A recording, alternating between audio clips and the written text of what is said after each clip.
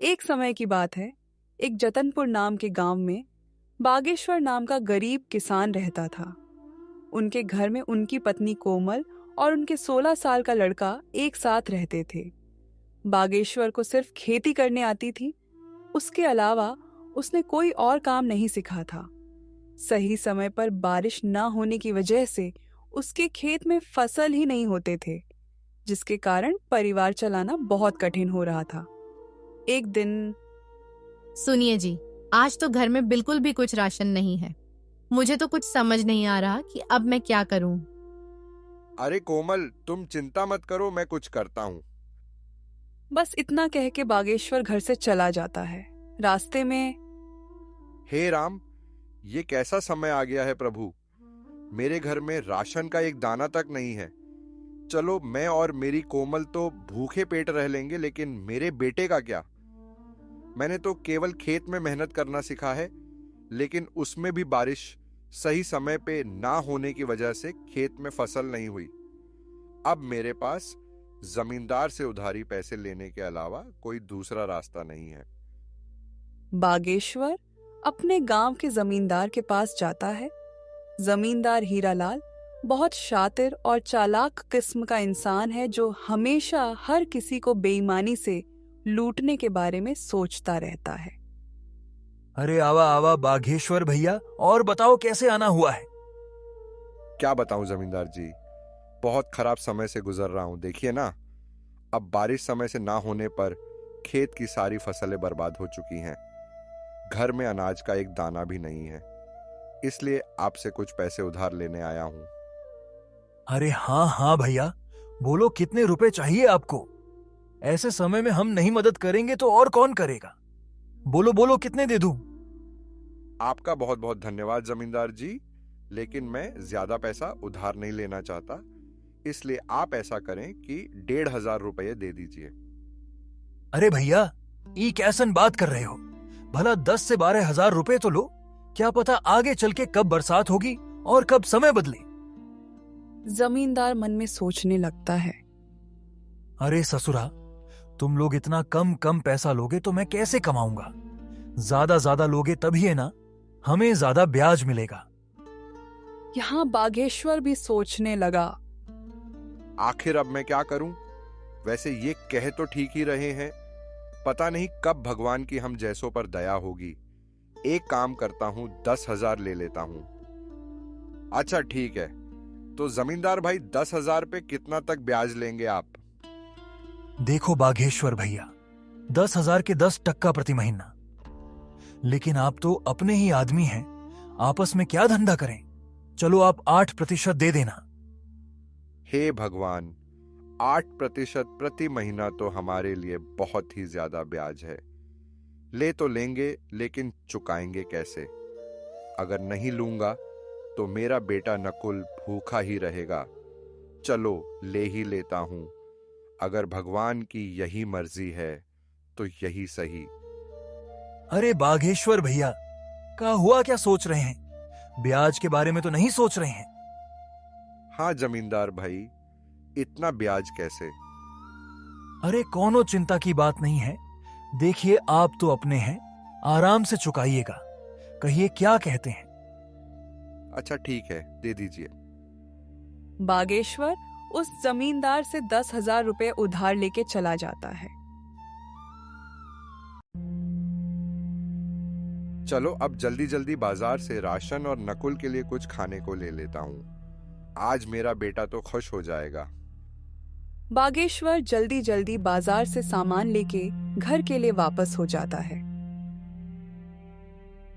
घर पहुंचते ही कोमल बागेश्वर के हाथ में सामान देखकर खुश हो जाती है और कहती है, अजी, ये सामान पैसे कहाँ से मिले जी।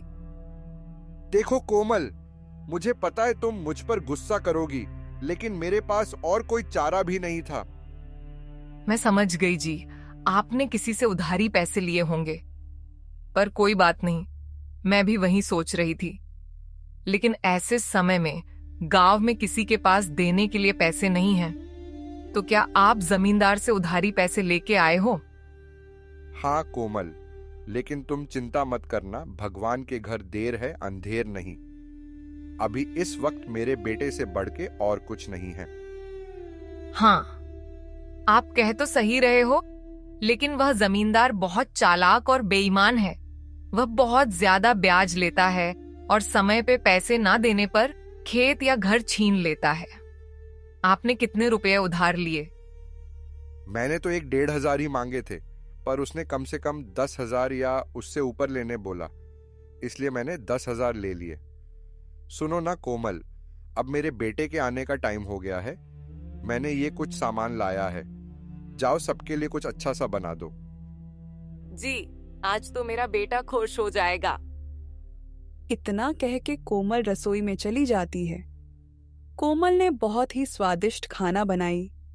खाने की खुशबू पूरे घर में महक रही थी। वाह कोमल, तो अपने बेटे की मनपसंद खीर बना रही हो। दोपहर में नकुल घर आ जाता है। अपना पसंदीदा खाना देखकर वो बहुत खुश हो जाता है। बड़े दिनों बाद बागेश्वर के परिवार में आज सभी के चेहरे पर खुशी थी। माँ, खाना तो बहुत बहुत ज्यादा स्वादिष्ट था। आज तो सच में माँ, मजा आ गया। अच्छा पापा, मेरे दोस्त सोमनाथ ने आज मुझे बुलाया है। कह रहा था कि आज वो मुझे अपने पापा से मिलवाने वाला है, इसलिए मैं वहां जा रहा हूं। 1-2 घंटे में वापस आ जाऊंगा। ठीक है बेटा, जाओ, लेकिन संभल के जाना और संभल के आना, ठीक है? हाँ पापा, आप फिक्र मत करो, मैं अच्छे से जाऊंगा और अच्छे से आऊंगा। इतना कह के नकुल घर से निकल जाता है।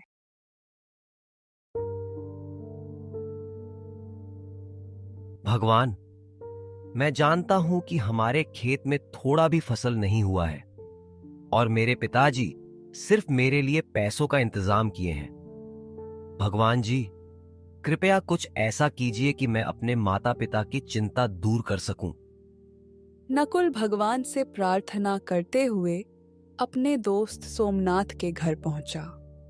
दरवाजे पर उसका दोस्त उसका इंतजार कर रहा था। अरे नकुल, तू आ गया। आजा, अंदर आजा। चल, मेरे पिताजी तुझसे मिलने के लिए कब से इंतजार कर रहे हैं। सोमनाथ, पर तेरे पिताजी मुझसे क्यों मिलना चाहते हैं? वो तू पिताजी से ही पूछ लेना। सोमनाथ का घर काफी बड़ा और सुंदर था। उसके घर में उसके माता और पिताजी रहते थे। सोमनाथ अपने पिताजी से अपने दोस्त नकुल के बारे में बताया था कि उसके पिताजी बहुत कड़ी मेहनत करते हैं, खेत में घंटों काम करते हैं, लेकिन पैसे की वजह से परिवार में बहुत टेंशन है। आओ बेटे नकुल, कैसे हो? नमस्ते अंकल जी। नमस्ते आंटी जी। मैं ठीक हूं, आप सभी कैसे हैं? खुश रहो बेटा, हम सब भी बहुत अच्छे हैं। जगदीश, नकुल 9-10 मिनट ऐसे ही उसके और उसके माता पिताजी के बारे में बातें करते हैं और फिर बेटा नकुल, तुम तो बहुत स्मार्ट लड़के निकले। बेटा, कल से तुम दोपहर में स्कूल से आके खाना खा के यहाँ चले आना। जी अंकल, मैं आ तो जाऊं, लेकिन घर पर भी थोड़े बहुत काम होते हैं। देखो बेटे नकुल, पहले तो तुम ये टेंशन वेंशन छोड़ो। हाँ, एक काम करना, नहीं रहने दो। कल मैं खुद ही तुम्हारे घर आऊंगा। तुम्हारे घर तुम्हारे पिताजी से भी मिल लूंगा और तुमसे भी, ठीक है? जी अंकल, ठीक है। अच्छा, तो मैं अब चलता हूं। ठीक है बेटा, ध्यान से संभल के जाना। जी अंकल, मैं एकदम संभल के जाऊंगा। उतने में सोमनाथ की मम्मी बोली, बेटा नकुल, ये लेते जाओ, घर पे खा लेना। नहीं आंटी, इसे मैं नहीं ले सकता। अरे बेटा, ले लो। देखो तुम्हारी ममता आंटी ने कितने प्यार से दिया है। नकुल वह थैली ले लेता है, पर उसे समझ नहीं आता कि सोमनाथ के पिताजी उसके पिताजी से क्यों मिलना चाहते हैं। जगदीश अंकल तो बहुत अच्छे हैं, उन्होंने मुझसे कितने प्यार से बात किए, और आंटी भी बहुत अच्छी हैं, उन्होंने मेरा कितना ख्याल रखा, पर वो मेरे पिताजी से क्यों मिलना चाहते हैं। यही सब सोचते हुए नकुल घर पहुंचा और उसने सोमनाथ के माता और पिताजी के बारे में बताया। देखो कोमल, हमारे नकुल को कितना अच्छा दोस्त मिला है। चलो बेटा, ठीक है, तो कल आएंगे सोमनाथ के पिताजी। हाँ पिताजी।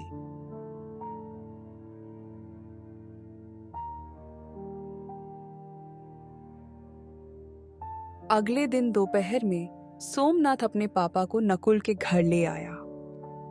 अरे बेटा नकुल, घर में नहीं बुलाओगे? अरे सर, आइए आइए। अरे कोमल देखो, हमारे नकुल के दोस्त और उनके पापा आए हैं। कोमल फट से सोमनाथ के पापा के लिए दूध वाली चाय बनाकर ले आती है। चाय पीने के बाद जगदीश जी बागेश्वर जी से कहते हैं, सुनिए बागेश्वर जी, मैं आपसे थोड़ी बात करना चाहता हूँ। जी सर, कहिए क्या कहना चाहते हैं। जी, आप मुझे सर मत कहिए, मैं भी आपका दोस्त जैसा हूँ, इसलिए मुझे जगदीश कह के बुलाइए। अरे अच्छा ठीक है, जगदीश जी बोलिए, आप क्या कहना चाहते हैं। जगदीश बागेश्वर को घर से थोड़ा बाहर ले जाके कहते हैं, बागेश्वर जी, मेरा बेटा नकुल को अपना बहुत अच्छा दोस्त मानता है। उसने मुझे बताया कि नकुल बहुत समझदार और अच्छा लड़का है, पर गरीबी के कारण से वो पढ़ाई छोड़ने की बातें कर रहा है। भगवान की दया से अब जाके हमारा सोमनाथ खुश रहने लगा है, नहीं तो पहले वो सिर्फ अकेला ही रहता था, क्योंकि उससे कोई दोस्ती ही नहीं करता था। अब क्योंकि आपके नकुल के कारण से मेरा बेटा खुश है, इसीलिए मैं उसकी पढ़ाई की फीस भरना चाहता हूँ। आप अब टेंशन भूल जाइए, समझे? बागेश्वर की आंखों में आंसू आ जाते हैं। आपका बहुत बहुत धन्यवाद जगदीश जी, आपने मेरी चिंता दूर कर दी।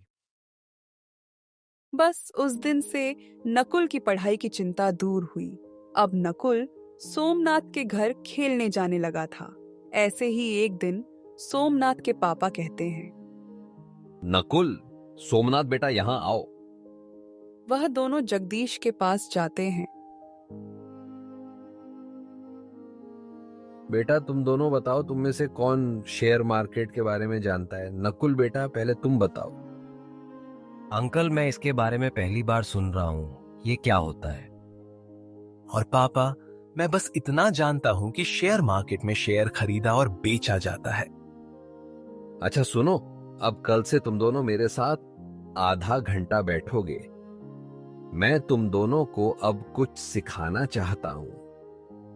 ये सब के बारे में नकुल को जरा भी समझ नहीं आता है, लेकिन उसको जानने की बहुत इच्छा थी। तो उसने सोमनाथ के फोन पर गूगल सर्च किया, तो जो उसने देखा वो देख के चौंक गया। और फिर अगले दिन अंकल, मैंने गूगल पर सर्च किया था कि शेयर मार्केट क्या है। क्या सच है अंकल कि हम वहां से पैसे कमा सकते हैं? बेटा नकुल, ये बिल्कुल सच है कि कोई भी शेयर बाजार से पैसा कमा सकता है। पैसा क्या, बहुत बहुत पैसा कमा सकता है। लेकिन बेटा, चीजें दिखने में जितनी आसान होती हैं, असल में उससे कई ज्यादा मुश्किल होती है। अंकल, मैं कुछ समझ नहीं पाया, आप क्या कह रहे हैं? मैं ऊपर वाले कमरे में जा रहा हूं, अपने दोस्त को लेकर वहीं आ जाओ, मैं अब सब कुछ वहीं बताऊंगा। ठीक है अंकल। उसके बाद 5 मिनट में नकुल और सोमनाथ ऊपर वाले कमरे में जाते हैं। वहां वो लोग देखते हैं कि एक बहुत बड़ा कंप्यूटर है, एक लैपटॉप है, एक टैबलेट पर बहुत सारे अलग अलग चार्ट खुले हैं। मिनट मिनट में लाल या हरी मोमबत्तियां बन रहे हैं। उन्हें ये सब कुछ समझ नहीं आता, लेकिन नकुल को इतना मालूम पड़ चुका था कि ये शेयर मार्केट कुछ तो है। वो दोनों जगदीश से पूछते हैं, पापा, ये क्या है? मैं आज तक नहीं जानता था कि आपके कार्यस्थल पर इतना बड़ा कंप्यूटर है। दरअसल आपका इतना बड़ा ट्रेडिंग सेटअप है। हाँ सोमनाथ, ये मेरा ट्रेडिंग सेटअप है, मैं यही काम करता हूं। लेकिन बेटा, तुम्हें कभी यहां आने की जिज्ञासा ही नहीं थी, इसलिए हमने भी तुम्हें कभी इस बारे में नहीं बताया। लेकिन अब तुम्हें देख के ऐसा लग रहा है कि तुम्हें ये सब बहुत पसंद आया है और शायद तुम इसके बारे में और जानना चाहते हो। हाँ अंकल, सिर्फ सोमनाथ ही नहीं, मैं भी बहुत उत्साहित हूँ शेयर बाजार के बारे में जानने के लिए। बिल्कुल बेटा नकुल, क्यों नहीं। मैं यही तो तुम्हें और सोमनाथ को बताना चाहता था कि शेयर बाजार की दुनिया बहुत बड़ी है। इसमें अगर महानता हासिल कर ली जाए तो उसकी जेब में हजारों लाखों में हमेशा रहे। अच्छा, तो तुम दोनों अब यहां से जाओ, नीचे खेलो। लेकिन हाँ, कल से मैं तुम दोनों को थोड़ा थोड़ा बाजार के बारे में बताना शुरू करूंगा। पापा, मुझे पता है कि अब मेरा दोस्त इसे सीखने के लिए बहुत उत्साहित है। अब उसका खेलने में मन नहीं लगेगा। उसका क्या, मेरा भी नहीं लगेगा, क्यों नकुल? हाँ अंकल, प्लीज अभी से सिखाना शुरू कर दीजिए ना। वैसे भी अभी कोई जरूरी काम नहीं है, तो हम फ्री ही हैं। बच्चों की अंदर की ये जिज्ञासा देखकर जगदीश मन ही मन खुश हो जाते हैं। लेकिन बेटा,